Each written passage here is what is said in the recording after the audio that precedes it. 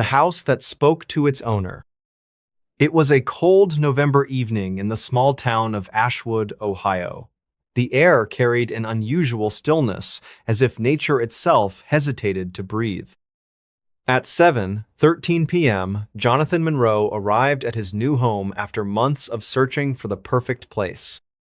He had purchased the charming two-story house on Elm Street just 3 days ago, excited about starting a new chapter in his life. Before we begin, tell me, where are you listening from, and what time is it there?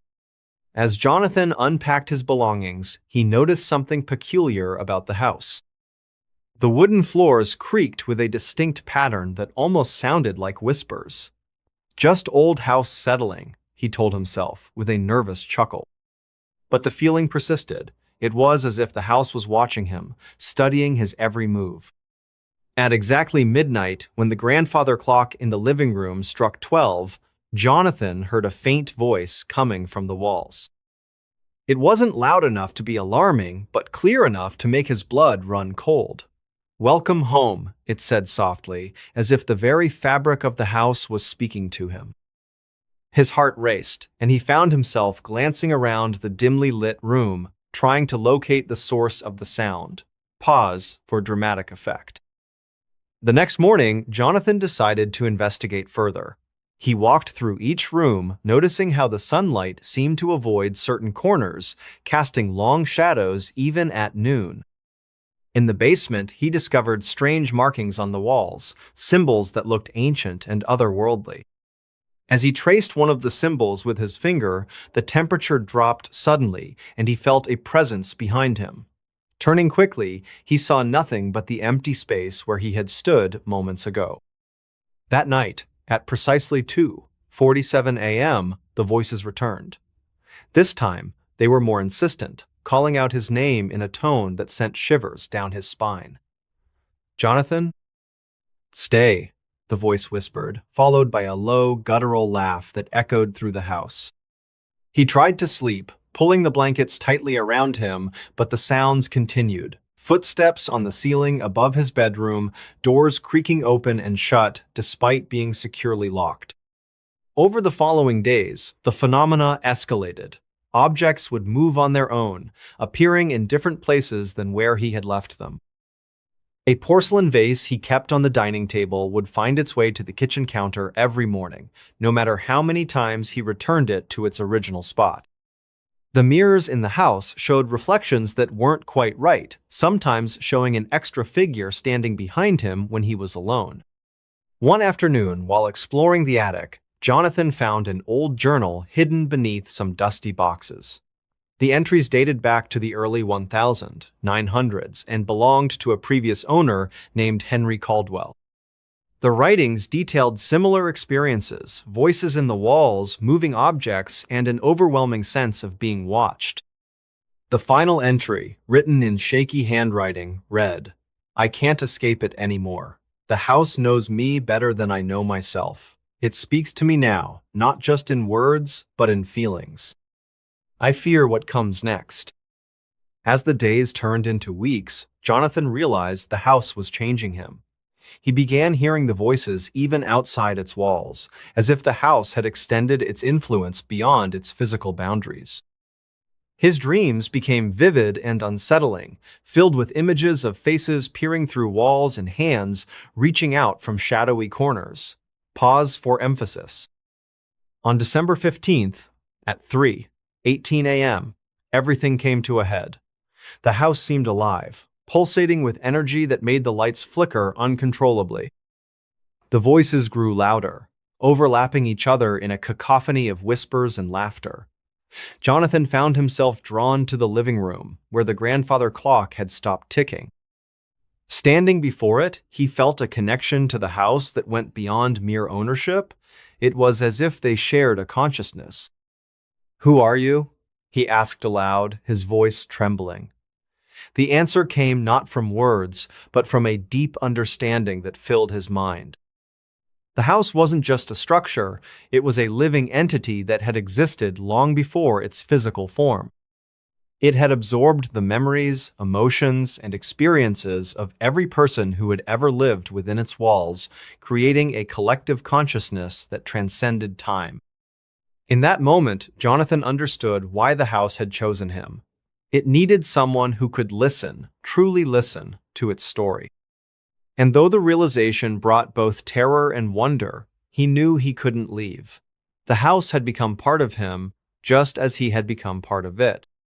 Their fates were intertwined in ways he could never have imagined when he first stepped through its doors. As dawn broke over Ashwood, Jonathan sat in the living room, staring at the now silent grandfather clock.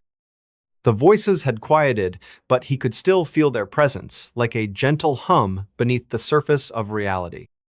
The house continued to speak to him, not through words, but through the subtle movements of its walls, the shifting patterns of its shadows, and the ever-present awareness that he was never truly alone. The witch who tormented a family for years. The witch who tormented a family for years.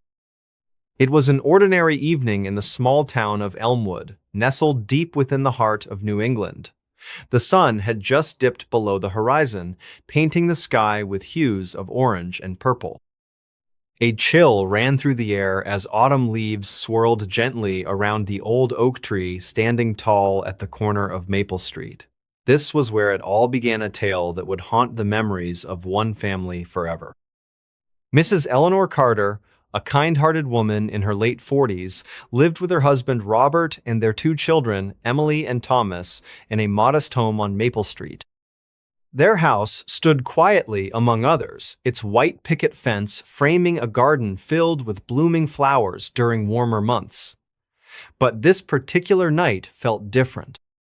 There was an eerie stillness in the air, as though nature itself held its breath. Eleanor noticed it first when she heard faint whispers coming from the attic. At first, she thought it might be the wind playing tricks on her ears, or perhaps the old pipes groaning under pressure. She dismissed it and continued preparing dinner for her family. However, as the hours passed, the whispers grew louder, almost rhythmic, like someone chanting softly but deliberately. Robert, who had been reading the newspaper by the fireplace, looked up sharply when he too heard the sound. "Did you hear that?" he asked, his voice tinged with curiosity, yet laced with unease. "Hear what?" Emily replied innocently, her young face lighting up as she played with her dolls nearby. Robert shook his head. "Nothing, sweetheart," he said, forcing a smile to reassure her. Yet, deep down, he couldn't shake off the feeling that something wasn't right. That night, sleep eluded them all. Each member of the Carter family lay awake in their beds, listening intently to the strange noises emanating from the attic. It wasn't just whispers anymore. There were tapping sounds, soft but insistent, followed by low growls that sent shivers down their spines. The atmosphere inside the house became oppressive, heavy with tension and fear. The next morning brought no relief. As Eleanor went about her daily chores, she found peculiar things happening around the house. Items were misplaced, her favorite teacup sitting atop the refrigerator, books stacked neatly in places they hadn't been before, and even the salt shaker positioned upside down on the dining table. None of these occurrences seemed accidental. They carried an air of deliberate mischief. Thomas, only 8 years old at the time, came running into the kitchen, panic evident in his wide eyes. "Mom! Mom!" he cried out, clutching a toy car tightly in his hand. "There's a shadow in my room. It moves when I'm not looking." Eleanor bent down to comfort him, her own heart pounding wildly in her chest. "It's okay, honey," she murmured soothingly. "Sometimes our minds play tricks on us." But deep down, she knew better. As days turned into weeks, the disturbances escalated. Candles flickered without cause, doors slammed shut violently despite calm weather, and cold spots appeared randomly throughout the house. One evening, while Robert was working late at his office, Eleanor decided to investigate the source of the haunting herself. Armed with nothing more than a flashlight, she ascended the creaky wooden stairs leading to the attic. The moment she stepped inside, a wave of dread washed over her. The air was thick, suffocating almost, carrying a faint smell of sulfur. Shadows danced erratically across the walls, taking shapes that defied logic. Then, amidst the chaos, she saw a Heron old woman cloaked in black, her face obscured by a wide-brimmed hat. Her presence radiated malevolence, striking terror into Eleanor's very soul. "Who are you?" Eleanor demanded, her voice trembling despite her best efforts to sound brave. The figure, laughed a chilling, guttural sound that echoed through the cramped space. "I am the guardian of this place." The woman hissed, her words dripping with venom. "And your family has trespassed upon my domain." Eleanor stumbled backward, nearly dropping her flashlight. Before she could gather her wits, the woman raised a gnarled hand, muttering words in a language unfamiliar, yet unsettlingly ancient. A surge of energy coursed through the room, forcing Eleanor to flee back downstairs. When Robert returned home that night, he found Eleanor pale and shaken, recounting the horrifying encounter. Together, they sought answers, consulting local historians and folklore experts. What they discovered chilled them to the bone. Decades earlier, a witch named Agatha Blackwell had resided in their very neighborhood. Accused of practicing dark magic, she had vanished mysteriously after being ostracized by the community. Some claimed she had cursed those who dared trespass onto her land, binding her spirit to the area long after her physical form had perished. Determined to break the curse, the Carters reached out to a renowned paranormal investigator named Henry Grayson. Known for his expertise in dealing with supernatural phenomena, Grayson agreed to help them. Upon visiting the house, he immediately sensed the overwhelming presence of negative energy. He set up various equipment, including EMF detectors and thermal cameras, hoping to capture evidence of the entity plaguing the family.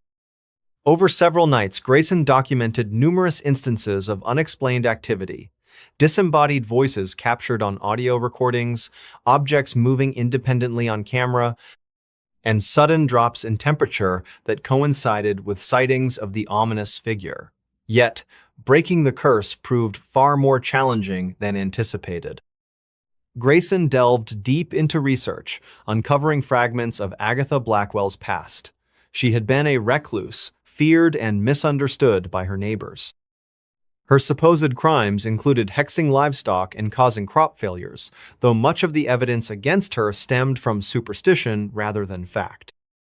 Still, the hatred directed toward her had driven her to desperation, fueling her desire for vengeance against anyone connected to her former life. Armed with this knowledge, Grayson devised a plan. He believed that appeasing Agatha's restless spirit might ease the torment inflicted upon the Carter family. With the assistance of a local priest, Father Michael O'Connor, they performed a cleansing ritual designed to release Agatha from her earthly binds. Under the pale light of a full moon, the ritual commenced in the attic, the epicenter of Agatha's influence. Chanting prayers and burning sage, Grayson and Father O'Connor worked tirelessly, their voices steady despite the growing intensity of the supernatural forces opposing them. Objects flew across the room, furniture overturned, and the air crackled with electricity. Through sheer determination, they pressed on, refusing to yield to the mounting chaos. Finally, after what felt like an eternity, the energy shifted. The oppressive weight lifted, replaced by a profound sense of peace. The shadows receded, and silence enveloped the house once more. Exhausted but relieved, Grayson and Father O'Connor descended the stairs to inform the Carters that the ordeal was over, or so they hoped. In the weeks following the ritual, the Carter household returned to normalcy. No longer plagued by inexplicable noises or menacing apparitions, the family breathed easier, enjoying moments together without constant dread looming over them. Yet, every now and then, Eleanor would glance nervously toward the attic door, wondering if Agatha truly remained at bay or merely biding her time.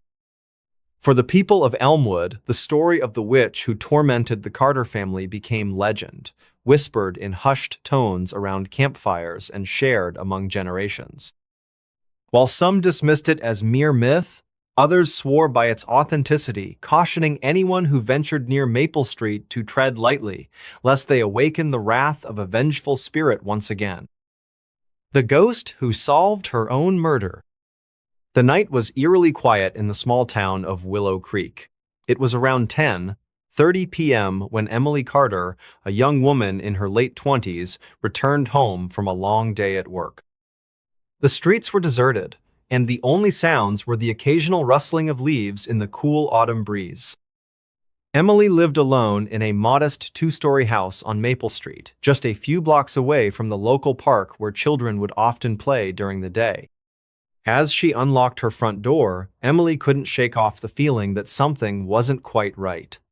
She paused for a moment, glancing around the dimly lit porch before stepping inside. The house seemed unusually cold, even though the thermostat was set to a comfortable temperature. Her heart began to race as she noticed that the living room curtains were slightly askew, something she was certain she had left perfectly closed earlier that morning. Taking a deep breath, Emily called out softly, "Hello? Is anyone here?" Her voice echoed through the empty rooms, but there was no response. Still, an unsettling sensation crept over her as she moved cautiously toward the kitchen. That's when she saw a faint trail of muddy footprints leading from the back door to the hallway. Panic surged through her veins, but before she could react, a shadow darted across the corner of her eye. Emily spun around, her pulse pounding wildly in her chest. There, standing in the doorway between the dining room and the kitchen, was a man she didn't recognize. He wore a dark hoodie pulled low over his face, and his hands were tucked into the pockets of his jeans. For a brief second, their eyes met, and Emily felt a chill run down her spine. Without thinking twice, she turned and ran toward the front door, fumbling with the lock in her haste. But it was too late. The stranger lunged forward, grabbing her arm and pulling her backward with surprising strength. Emily screamed, struggling against his grip, but he quickly covered her mouth with one hand while pressing a sharp object against her throat with the other. "Shut up," he hissed menacingly, his voice laced with anger and desperation. Tears streamed down Emily's cheeks as she realized the gravity of her situation. This wasn't just a random break-in. This man meant to harm her. In those final moments, Emily's mind raced frantically, trying to piece together any clues about what had led to this nightmare. Had someone been watching her? Was this personal or simply bad luck? As darkness enveloped her vision, she wondered if anyone would ever uncover the truth behind her tragic fate. Days passed, and the residents of Willow Creek whispered nervously among themselves about the disappearance of Emily Carter. Detectives arrived from the nearby city to investigate, combing through her home for evidence. They found signs of struggle-broken furniture, scattered belongings, but no definitive leads. CCTV footage from neighboring houses revealed nothing more than a shadowy figure slipping into Emily's yard shortly before midnight on the night she vanished. One evening, as Detective Mark Thompson reviewed the case files once again, he received an anonymous tip via email. Attached was a grainy photo taken from a security camera at a gas station several miles away. The image showed a man matching the description provided by Emily's neighbors, purchasing snacks and fuel hours after the estimated time of her death. His license plate number was partially obscured, but enough digits remained visible to narrow down potential suspects. Mark followed up on the lead, eventually identifying the man as Ryan Moore, a former employee of the company where Emily worked. Records indicated that Ryan had been fired under suspicious circumstances 6 months prior, citing misconduct allegations that were never fully resolved. Could jealousy or revenge have driven him to such extremes? Meanwhile, strange occurrences began plaguing the Carter household. Neighbors reported hearing faint cries emanating from within the walls late at night, despite the property being sealed off by police tape. Some claimed they spotted a translucent figure wandering aimlessly around the backyard, its form vaguely resembling that of Emily. These accounts reached the ears of paranormal investigator Lisa Grayson, who decided to pay the house a visit. Upon entering the premises, Lisa immediately sensed an overwhelming aura of sadness and anger permeating the air. Using her equipment, she recorded numerous EVPs, electronic voice phenomena, during her investigation. One recording stood out in particular, soft yet distinct whisper repeating the words, "Find me, please find me." Chills ran down Lisa's spine as she replayed the message multiple times, convinced it originated from Emily herself. Determined to help bring closure to both the victim and the community, Lisa conducted a séance in the living room where the initial attack occurred. Surrounded by candles flickering ominously in the drafty space, she focused all her energy on establishing contact with the restless spirit. After several minutes of tense silence, a cold gust swept through the room, extinguishing one of the flames. Then, in a voice barely above a murmur, Emily spoke. "I trusted him. We worked together. He said he cared about me." The words came haltingly, each syllable filled with anguish. Through further communication, Lisa learned that Ryan had manipulated Emily into believing they shared a romantic connection, using this trust to gain access to her home. Once inside, his true intentions became clear. He intended to rob her, but things escalated violently when she resisted. With newfound determination, Lisa shared her findings with Detective Thompson. Armed with additional evidence pointing directly to Ryan Moore, law enforcement tracked him down to a remote cabin nestled deep within the woods surrounding Willow Creek. Inside, they discovered incriminating items linking him to Emily's murder, including blood-stained clothing and a journal detailing his twisted obsession with her. Ryan confessed during interrogation, admitting not only to killing Emily, but also hinting at past crimes committed in other states under similar pretenses. His capture brought relief to the grieving town, though questions lingered regarding the supernatural phenomena experienced near Emily's home.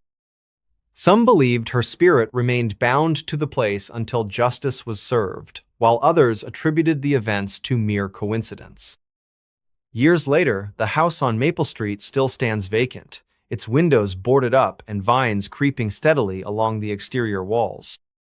On quiet nights, locals claim to hear faint echoes of laughter mingled with sorrowful sobs drifting through the air. Whether these sounds stem from residual energy left behind by Emily or merely the imagination of frightened minds remains uncertain. What is undeniable, however, is the impact her story has had on everyone touched by its tragedy. The Demon House of Indiana. The Demon House of Indiana.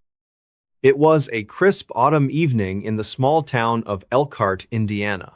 The sun had just set behind the rolling hills, casting long shadows across the landscape. A soft breeze rustled through the trees as 15-year-old Emily Carter walked home from her after-school job at the local diner. She carried with her a flashlight, its beam cutting through the gathering darkness. As she passed by the old Johnson mansion on Maple Street, Emily couldn't help but feel an uneasy sensation creep over her. The house had always been talked about in whispers among the townsfolk, stories of strange occurrences and unexplained phenomena that had driven away several families over the years. But tonight, something felt different. Emily paused outside the wrought iron gate, her breath visible in the cool air. The house stood silent against the night sky, its windows dark and empty like hollow eyes. Yet there was movement inside, faint flickers of light dancing across the upstairs bedroom. Her curiosity piqued. She hesitated before stepping closer to the front door. Inside the mansion, the atmosphere was oppressive. The air carried a heavy, metallic scent that made Emily's stomach churn. The walls were lined with faded wallpaper peeling at the edges, revealing patches of damp plaster beneath. An antique grandfather clock ticked loudly in the corner, each second echoing through the cavernous space. At precisely 7:30 p.m., Emily heard it, a low, guttural growl emanating from somewhere deep within the house. It wasn't animalistic. This sound carried an intelligence, a malevolence that sent chills down her spine. She froze, her hand instinctively reaching for the flashlight still hanging from her belt. Upstairs, in what had once been the master bedroom, Emily discovered the source of the disturbance. The room was filled with an eerie greenish glow, emanating from a large mirror that hung crookedly on the wall. As she approached, the reflection in the glass began to change, not just her own image, but shapes shifting and contorting beyond comprehension. A sudden drop in temperature caused Emily's breath to fog again, even indoors. The air seemed to thicken, becoming almost tangible around her. From the corner of her eye, she noticed movement, shadowy figures darting just out of sight whenever she turned to look directly at them. Her heart raced, pounding in her chest like a trapped bird. In the kitchen, Emily found evidence of previous occupants' desperate attempts to combat whatever force inhabited the house. Salt lines crisscrossed the floorboards, their patterns complex and deliberate. Burnt offerings lay scattered across the countertops, their ashes mingling with strange symbols drawn in chalk on the walls. Among these markings was one particularly disturbing phrase repeated over and over: "They see us." As midnight approached, the activity intensified. Doors slammed shut on their own, creating sharp cracks that reverberated through the house. Footsteps echoed from above, though no one else was present. The sound of children laughing carried through the halls, only to be followed by anguished screams that made Emily's blood run cold. In the basement, where the temperature remained consistently below freezing despite the season, Emily uncovered the most chilling discovery. There, chained to the far wall, was a series of journals belonging to the original owners of the house, the Johnson family. Their entries detailed increasingly horrifying encounters with an entity they referred to as the Watcher. Page after page described sleepless nights filled with whispers, cold spots, and the feeling of being constantly observed. One particular entry, dated 3 days before the family mysteriously disappeared, struck a chord with Emily. In it, Mr. Johnson wrote about seeing his own reflection move independently of his body while standing in front of the same mirror she'd encountered earlier. He described how his reflection had smiled, a slow, deliberate curve of lips that didn't match his own expression. By now, the time was nearing 2:00 a.m. Emily realized she needed to leave immediately, yet something compelled her to stay. Perhaps it was the scientist within her yearning for answers, or maybe the entity itself was manipulating her thoughts. Whatever the reason, she found herself drawn back to the upstairs bedroom and that accursed mirror. Standing before it once more, Emily watched as the reflection transformed completely. No longer did it resemble her own image.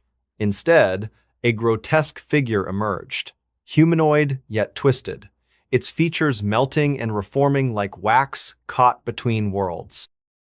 Its eyes burned with an unnatural light, and when it spoke, its voice resonated through her very soul. "You shouldn't have come here," it whispered, the words carrying weight far beyond their simple meaning. Emily felt her knees weaken, her body trembling uncontrollably. Behind her, the grandfather clock stopped ticking altogether, leaving an unsettling silence that pressed against her ears. Just as dawn began to break, painting the horizon with hues of pink and gold, Emily managed to escape the house. As she sprinted down the driveway, she glanced back one final time to see the curtains moving on their own, despite the windows being firmly shut. The house seemed alive, pulsing with energy that defied explanation. Back in town, Emily sought out Reverend Thompson, known for his expertise in paranormal phenomena. Together, they conducted extensive research into the history of the Johnson mansion, uncovering records of similar incidents dating back centuries. The land itself held significance, once used by Native American tribes for ceremonies involving spirits and otherworldly beings. Over the following weeks, Emily returned to the house multiple times, each visit bringing new revelations. She documented every occurrence meticulously, capturing audio recordings of disembodied voices and video footage of objects moving without explanation. One evening, during a particularly intense session, she captured what would become known as the Elkhart Whisper, a recording of clear, intelligible speech emanating from nowhere, warning anyone who listened to stay away from the property. Word spread quickly throughout the community, drawing attention from paranormal investigators across the country. National news outlets picked up the story, dubbing the Johnson Mansion the Demon House of Indiana. Experts came and went, each leaving more perplexed than when they arrived. Despite numerous attempts to cleanse the property using both traditional and spiritual methods, the entity remained undeterred. Months later, the decision was made to demolish the house entirely. On a chilly December morning, bulldozers moved in under heavy security, their engines roaring as they tore into the structure piece by piece. Yet even as the final walls collapsed, witnesses reported seeing ghostly figures ascending into the sky, their forms dissolving into nothingness. Today, all that remains is an empty lot surrounded by caution tape. Locals avoid the area after dark, claiming to hear faint echoes of laughter and crying coming from the ground beneath their feet. Emily continues her work as a paranormal investigator, though she never speaks publicly about her experiences at the Johnson Mansion. When asked why, she simply smiles and says, "Some things are better left buried." The town abandoned overnight out of fear. The sun had just begun its descent over the quiet town of Black Hollow, casting long shadows across the cobblestone streets. It was a peaceful evening in late October, the kind where golden hues painted the horizon and leaves crunched underfoot as people strolled through the main square. Children laughed while playing tag near the old fountain, their giggles echoing off brick buildings adorned with flickering lanterns. The bakery on Maple Street sent wafts of freshly baked bread into the crisp air, mingling with the scent of pumpkin spice from Mrs. Carter's cafe. Everything seemed perfect until it wasn't. It all started with whispers. At first, no one paid much attention. Whispers were common in small towns like Black Hollow. But these weren't ordinary murmurs. They carried an unsettling tone, something that made your skin prickle even before you understood what was being said. By dusk, those whispers turned into hushed conversations among neighbors standing outside their homes, glancing nervously at the forest beyond the edge of town. That forest, the one everyone knew but never ventured too far into, had always been shrouded in mystery. Now, though, there was fear. At precisely 7:13 p.m., the church bells rang out not for prayer or celebration, but for alarm. Their tolling cut through the stillness, reverberating throughout the valley like a warning shot fired into the night sky. People stopped mid-step, turning their heads toward the sound. Some clutched their children closer, others exchanged uneasy glances. Within minutes, panic spread like wildfire. Doors slammed shut, windows darkened, and soon the once vibrant streets stood eerily empty. But why? What could possibly cause an entire town to abandon everything so suddenly? Let's rewind a little. Earlier that day, around noon, a man named Henry Reed returned from hunting in the woods. He wasn't alone when he stumbled back into town. Clutching his rifle tightly, he dragged behind him a creature, or rather, something that resembled one. Its body was twisted, elongated limbs ending in claw-like hands. Its face, well, let's just say it didn't have any features you'd recognize. Instead, it bore gaping holes where eyes should have been, and its mouth stretched impossibly wide, filled with jagged teeth. Henry claimed he found it lurking near the creek, watching him silently. When he tried to scare it away, it lunged at him. Barely escaping with his life, he brought it back to prove it wasn't some wild hallucination. News traveled fast in Black Hollow. By early afternoon, nearly every resident had gathered in the town hall to see the thing for themselves. They stared in horror, some crossing themselves, others muttering prayers under their breath. No one spoke aloud about what this might mean, but everyone felt it deep down, a creeping dread that settled in their bones. As the hours passed, strange occurrences began unfolding around town. Around 4:00 p.m., Mrs. Harper reported hearing screams coming from the direction of the cemetery. She described them as guttural, animalistic, yet unmistakably human.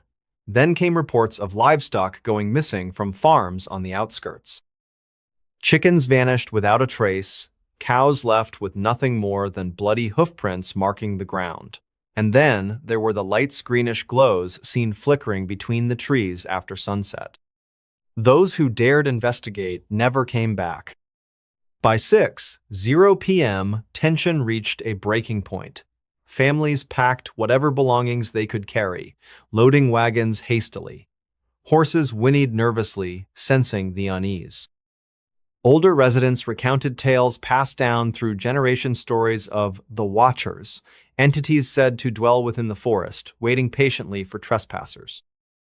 These legends warned against disturbing their domain, lest they awaken and unleash unspeakable horrors upon the world. And now, here we are. As the clock struck 8:00 p.m., Black Hollow became a ghost town. Wagons rattled down dirt roads leading out of the valley, carrying families desperate to escape whatever nightmare awaited them inside those woods. Lanterns swayed gently in the breeze, illuminating tear-streaked faces and frightened expressions. Behind them, the forest loomed ominously, its dense canopy swallowing the last rays of sunlight. Somewhere deep within, faint whispers carried on the wind, growing louder with each passing moment. Imagine yourself walking through Black Hollow today. The streets remain untouched by time, frozen in place as if waiting for its inhabitants to return. Cobwebs drape over doorways, vines creep up walls, and rusted signs sway lazily in the breeze. Yet, amidst the decay, there's an eerie sense of life, of eyes watching from unseen places. You can almost hear the echoes of laughter, footsteps, and distant voices carried by the wind. Is it merely the remnants of memory clinging to this forsaken place, or is it something darker? If you venture close enough to the forest edge, you might notice peculiar markings etched into tree trunk symbols resembling ancient runes. Locals who stayed behind swore they appeared overnight, glowing faintly green beneath moonlight. Touching them brings chills racing up your spine, accompanied by a low hum resonating deep within your chest. Some claim the forest itself has grown since that fateful night, expanding outward like living tendrils consuming everything in its path.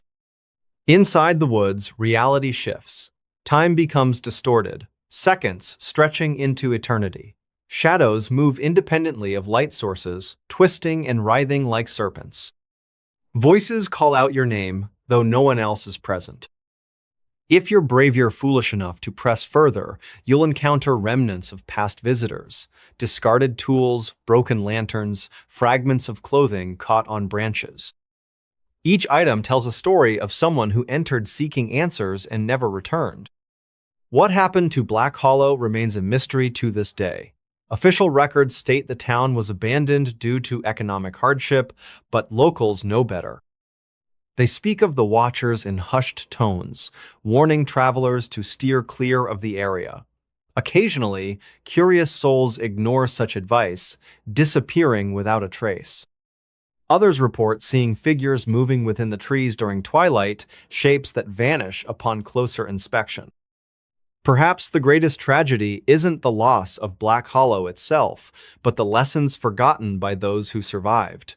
Fear drove them away, leaving behind a legacy of unanswered questions and haunting memories. For some, running wasn't enough. Legends persist of sightings along nearby highways, families driving aimlessly, unable to find their way home, doomed to relive that terrible night forever. The winged creature that foretold disaster. The winged creature that foretold disaster. It was a chilly October evening in the small town of Elmwood, nestled deep within the heart of Pennsylvania. The leaves had begun their annual transformation into vibrant hues of red and gold, carpeting the streets with nature's artwork. But this particular night felt differentially still, as if the world itself held its breath. At exactly 8:15 p.m., Emily Carter sat on her porch swing, sipping hot cocoa while staring at the darkening sky above.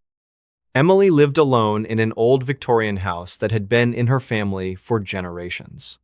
Built in the late 1800s, it stood tall and imposing, its wooden beams creaking softly with every gust of wind.